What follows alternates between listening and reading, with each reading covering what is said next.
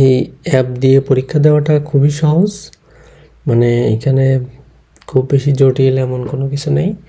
তো পরীক্ষা দেওয়ার জন্য আমরা প্রথমে আমাদের যে গ্রুপ যেটা আছে সেই গ্রুপে আসবো। আসার পরে গ্রুপের এখানে একটা ডক ফাইলের লিঙ্ক আছে, এই যে গুগল ডক ফাইলের এই লিঙ্কে আমি ক্লিক করলাম। ক্লিক করার পরে আমার কাছে জিজ্ঞেস করতে পারে যে কোন ইমেইল দিয়ে আমি এটা দেখতে চাচ্ছি। যে কোনো একটা ইমেইল সিলেক্ট করলেই হবে।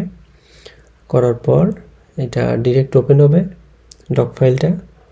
ডক ফাইলটা ওপেন হওয়ার পরে এখানে দুইটা ধরনের কালারের তা দেখাবে, একটা হচ্ছে নীল কালার আর একটা হচ্ছে কালো। তো নীল কালারের যেগুলো আছে এটা হচ্ছে অলরেডি প্রশ্ন আছে এখানে। এই কালারের পরে ক্লিক করার সাথে সাথে আমার সেই প্রশ্নের ওইখানে নিয়ে যাবে, সেই পরীক্ষা আর কি। তো এখন আমি যেটা করব, এরকম একটা নীল কালারের উপরে আমি ক্লিক করতেছি। তো ক্লিক করলাম। ক্লিক করার পরে আমাদের যে অ্যাপ যেটা আছে সেখানে এসে আমাদের দেখাবে যে স্টার্ট। তার মানে আমাদের যেহেতু অলরেডি সাইন আপ করা আছে, আমরা এখন সাইন ইন করবো। সাইন ইন করার সময় আমরা অ্যাপে রেজিস্ট্রেশন করার সময় যে ইমেইল অ্যাড্রেস আর পাসওয়ার্ডটা দিছিলাম, সেই একই ইমেইল অ্যাড্রেস আর পাসওয়ার্ডটা আমরা এখানে দিয়ে দেবো। আমি আমারটা এখন এখানে দিচ্ছি।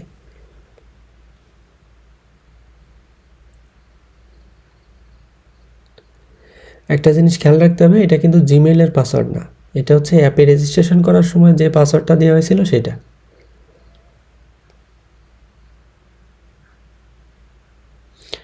দেওয়া হয়ে যাওয়ার পরে সাইন ইনে ক্লিক করলে হবে, মানে এই যে ব্লু বাটন যেটা আর কি।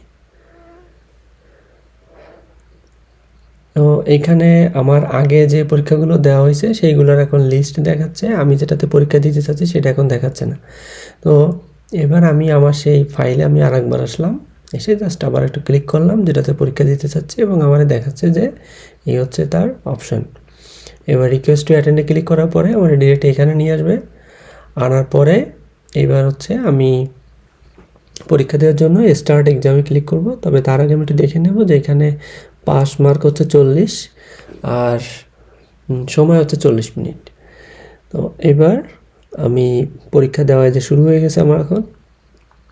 পরীক্ষা দেওয়া শুরু হয়ে যাওয়ার পরে আমি এখন আমার মতো করে একটু পরীক্ষা দিচ্ছি, জাস্ট দেখানোর জন্য আমি কয়েকটা শুধু একটু টিক দিয়ে দেই। যে এখানে আরেকটা জিনিস হচ্ছে, এখানে কিন্তু মার্কস কিন্তু 94 মার্কসের আমার উপরে দেখাই দিছে, আর ডান পাশে দেখাচ্ছে কতটুকু সময় আমার আছে। এবার আমি পরীক্ষা দেওয়া শুরু করি। কয়েকটা দিলাম এখানে। আমি সবগুলো দিতে যাচ্ছি না, এবার আমি জাস্ট সাবমিট বাটনে ক্লিক করে দেবো, সাবমিট অ্যান্সার।